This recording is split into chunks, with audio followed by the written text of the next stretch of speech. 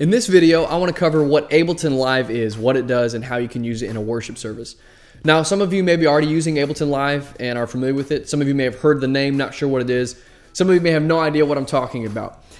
So really, Ableton is the best way to use tracks. Now, that's another kind of term that some people have a lot of idea of what it is. Some people have no clue what I'm talking about. So let me kind of start from the beginning of what we're trying to do. So what Ableton does, what background tracks do, is they allow you to supplement your live band or your worship band with other elements and other instruments. So everyone is familiar with like singing to a soundtrack, right? If I'm singing a special and I want to sing to my soundtrack, you know, punch play on the tape, sing the song, and that's it. So that's kind of our assumption about tracks. That's what they are. That's how you use them. Well, obviously in a worship setting, it's difficult to do that because you may want to do the song in a different order. You may want to add things. You may want to go to, do different sections at different times. You may want to give signs. So that's been the limitation for years of tracks. So that's where Ableton excels really above anything else. So what's unique about Ableton is a couple of things. One is you can select what instrumentation in a track you want to keep and you don't want to keep. So for instance, a lot of Israel Houghton tracks are available for download, some of the most popular downloads. Well, I can select on an Israel Houghton track, if I want to turn off the drums, I can turn off the bass, I can turn off the keys, or hey, if I just have a keyboard and a bass player, I can leave the drums in the track along with all the horns and percussion and organ, even the background vocals if I'd like to. So that's the one thing, is you can select what instruments you want to leave and play with live. The second big advantage is you can, in real time, skip to whatever section you would like to. So let's say you feel like repeating the chorus. In Ableton Live, you can repeat the chorus as many times as you desire. And I'm going to go over how exactly that works. So I'm going to break this video up into a couple of sections. So as I go, I'm going to go into deeper and deeper elements of how Ableton works. And in the description, I'm going to kind of give maybe some markers of if you want to jump to different sections in the video. So that's kind of an overview of what Ableton does, is it allows you to play with your band live in that setting.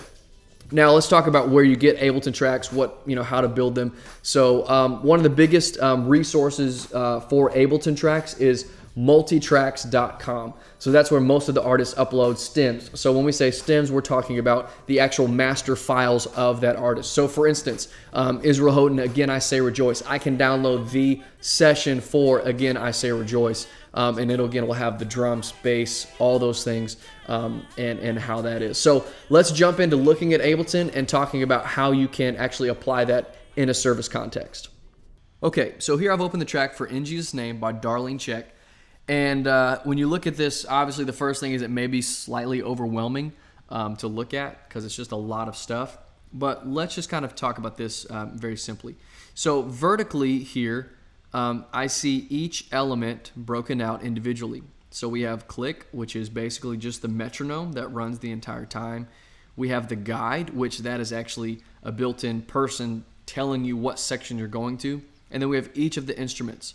So for example, we've got all this stuff laid out. So that's vertically. So now horizontally, this is the actual order of the song. So as you can see, we've got an 8-count intro. We've got all in. We've got verse. We do the intro again. So this is happening, and then these numbers, the lines left to right, are the measures in the song.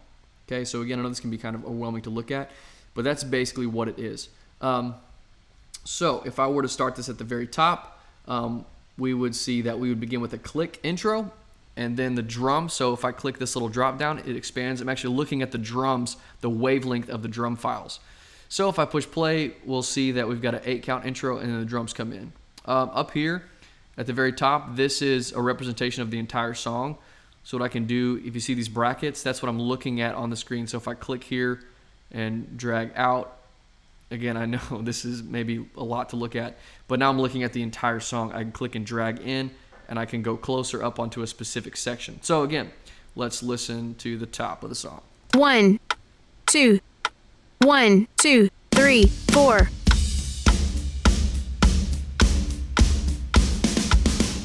Okay, so as you can see, I got the song rolling now. Again, you can see the guide here. So this is all drums happening. And then next is going to come the rest of the band. All in.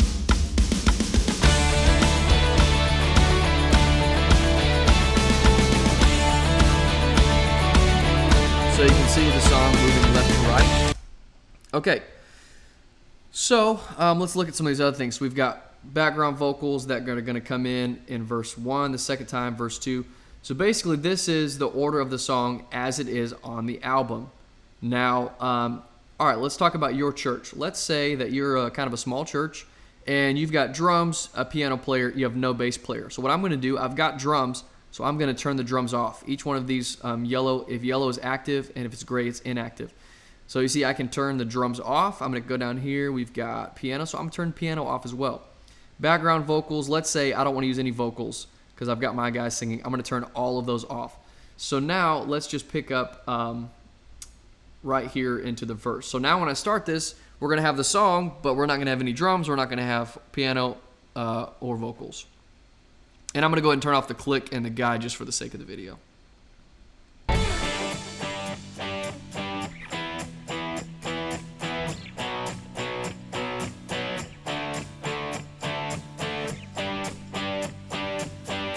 Okay, so you see I've got everything that I want except for the stuff I don't. So now let's talk about one of the most interesting features of Ableton. So like I said, the biggest problem with tracks is that people want to go back into sections over and over. So what I would do, and this is one way to do it, there's several ways to do this, but what happens is I have up here, this is set to 1 bar, and in very simple terms, I have it set that if I click on a section of the song, after 1 bar, it's going to go to that section. So that means if I want to repeat the chorus, this last bar here, I can click chorus again on 1. I can click it on the second count of the measure, third count, or even the fourth count of the measure.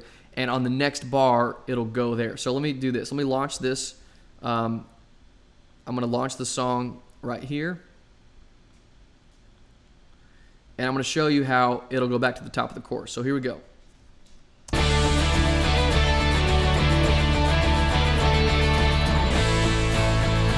All right, see how I hop right back to the top of the chorus? All right, now let's see if I clicked it on 1. So 1, 2, 3, 4. 1, 2, 3, 4. Boom.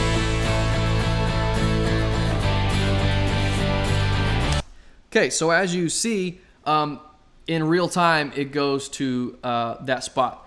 So again, I know I'm moving really fast, and this is not at all going to give you like everything you need, but this is just kind of a peek into what all it can do. So if I click this key up here, I can assign a key to every key on the board. So say, verse 2, I want it to be 2. This chorus, I want it to be C. If I go here to the breakdown, I want that to be B. So now if I want, I can trigger this on my keyboard with different keys. So that's just a very basic overview. So you can see how you can play a song that you want to play, you can play in any order that you want to play, and you can remove and add any instrument. So no matter what your instrumentation is, you can customize it to that. No matter what order you want to sing the song in, you can customize it to that. So now what I want to do is I want to talk about routing in Ableton. What I mean by routing is how am I going to get everyone to hear what they need to hear. So for instance, the click and the guide, you're not going to want that in the house, or you want that just going to your musicians.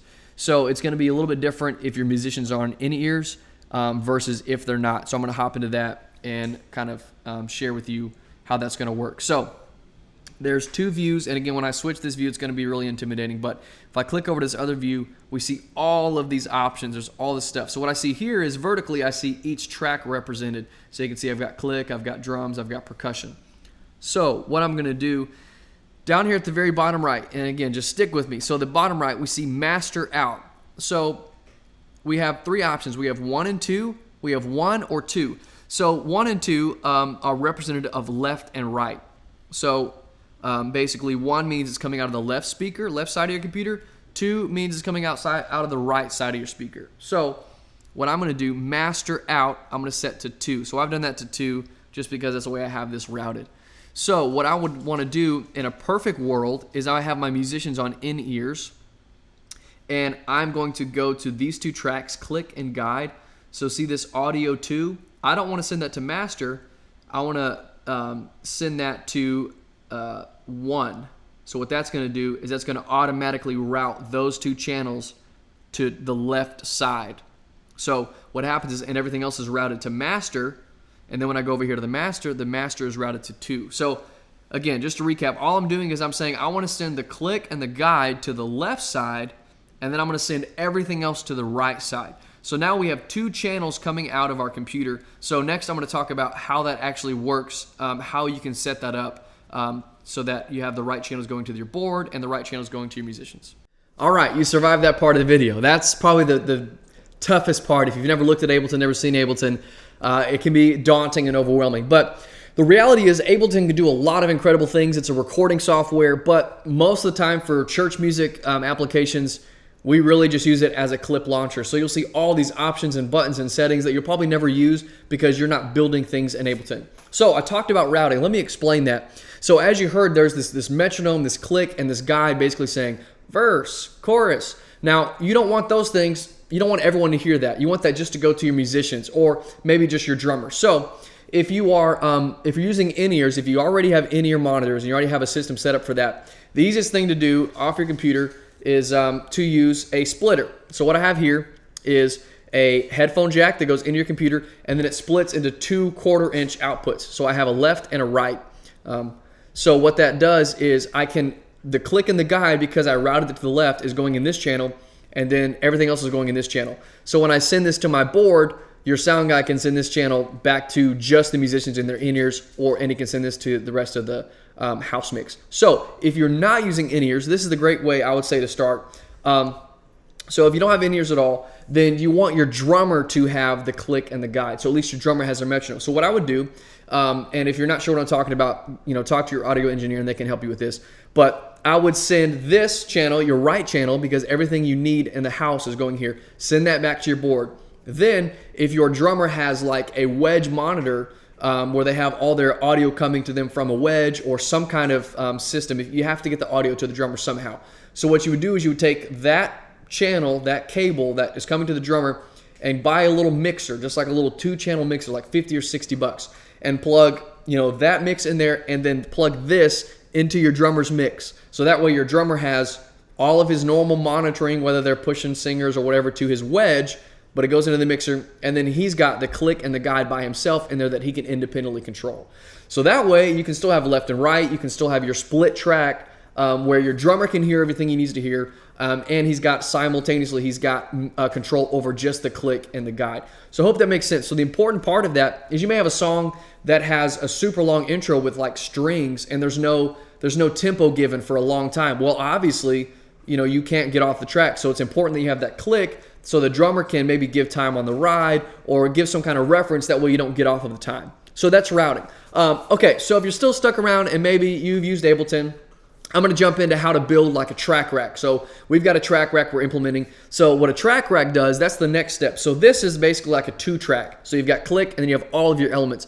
But as you get more advanced, you're probably going to want to have more control than just this. So what we do is we actually have a way that we can send like up to 8 channels back to the board where they can independently mix things, like if you want to use extra vocals, gang vocals, or crowd vocals, or choir vocals, or if you have horns and electric guitars, if you want to submix all of those things, that's where a track rack comes into play, and that's what I'm going to talk about next.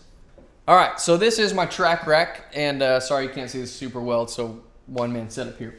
But it's really simple. All I'm doing, instead of using an interface that has 2 channels, I'm taking going from my MacBook into this Firebox. I've got a Velcro here. So I've got the Firebox. The reason I chose that is because it has FireWire in, which is a cable to interface with my computer. So it's FireWire. I got some Velcro there to keep that secure. So this has 8 channels out. So all I'm doing is I'm going FireWire from my computer into the Firebox, and then out of the Firebox, I just got a little 1/4-inch snake. And so I'm coming out of here and I'm going into I'm just using an Ultra DI Pro, which is just a 8-channel DI box. So basically I'll go my 8-channel, or I'm only using 6, but I go 6 channels in, and then on the back of this, I've got XLR outs. So then, just like you'd plug into a normal DI, like a guitar or whatever, I'm just plugging in the DIs in the back. So what that does is that gives me the capability on Ableton. I can select this as my output, and then all of a sudden, instead of like 1 and 2 for left and right, now I've got 1 through 8 channels that I can pick from. So I can send click to 1, or I can send click and guide to 1. I can send stereo guitars to 2 and 3, stereo tracks to 4 and 5, and then loops and effects to 6. So again, this is just kind of an expansion on the idea, and this is pretty simple. Again, this is a PreSonus Firebox, but these are really simple. The idea is just a USB interface that has multiple outputs that you can use. So a Firebox, and then I just used a Behringer Ultra DI Pro, and then this is just like I think it's just a SKB track rack box. So really simple, but again, this is kind of the next level if you want to split out some tracks in Ableton. I hope this video has been beneficial to somebody. If you have any further questions about Ableton, please feel free to ask me. If I can help, I'd be happy to. And again, if you are an authority figure on this subject, if you know more about Ableton than I do, please chime in to help people. I just want to get some dialogue going, share what I do, what I know about Ableton, and together we can help everybody move forward. So thanks, God bless, and I hope this helps.